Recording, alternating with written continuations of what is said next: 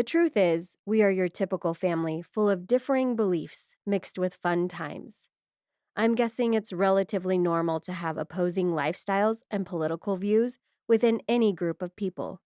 Instead of allowing these differences to pull us apart, we chose to accept each other through them. Every family has its issues. Having issues isn't the problem. How issues are dealt with is the real problem. How each person reacts to a triggering moment will either create a rift or bring them closer together. The three of us watched other families fall apart over little arguments and started to think about the legacy we wanted to leave. With this in mind, we decided to commit to breaking unhealthy patterns that have wiggled their way down the family line. A sacred legacy began to emerge as we healed our past trauma and developed healthier relationships. We are writing this book to share our story of healing and transformation. Let me introduce you to the three of us. I'm Ulu, or with the proper accent, Uleu, mother to Jules and daughter to Zanny. Jules describes me as follows. Ulu is the one who always searches for the deeper meaning in life, shouting number sequences through the house, It's 222.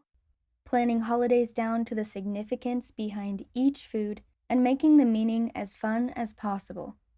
At the beginning of this year, she created a new tradition: shop for an outfit to embody our future self. We even go to dinner once a month to bask in the energy of the person we want to be throughout the year. Little things like these will be passed down through the generations. Jules is the granddaughter of Zanny and daughter of Ulu. While on vacation, we might find Jules getting a new tattoo, learning to surf, or tasting one of our drinks to make sure it's not poisonous. Imagine a fairy bouncing from flower to flower, singing along her way. That's Jules. She may even stop to have her own little dance party before continuing with her task of blessing the flowers. Jules also loves producing videos and creating memories that transport us back to precious moments. While she is a happy-go-lucky kind of person, she also has that, "oh yeah, I'll show you" attitude. The stubborn streak doesn't fall far from the tree. Zanny is the matriarch of the family.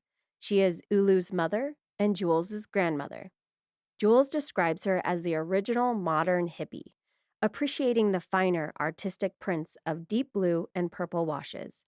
On an early vacation morning, we might find Zanny in the kitchen declaring, "Coffee, coffee, coffee. Need more coffee." one of her famous sayings. She loves puzzles, strategy games, and learning. When Zanny is not crunching numbers, you may find her in the woods or standing at the edge of the ocean, breathing in the salty air, listening to the waves while losing herself in the vastness of the sea.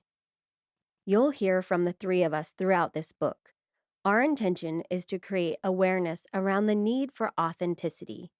Many women dim their light to protect themselves from getting hurt. They hide behind fake smiles and inauthentic conversations. Hiding your true self only invites more rejection.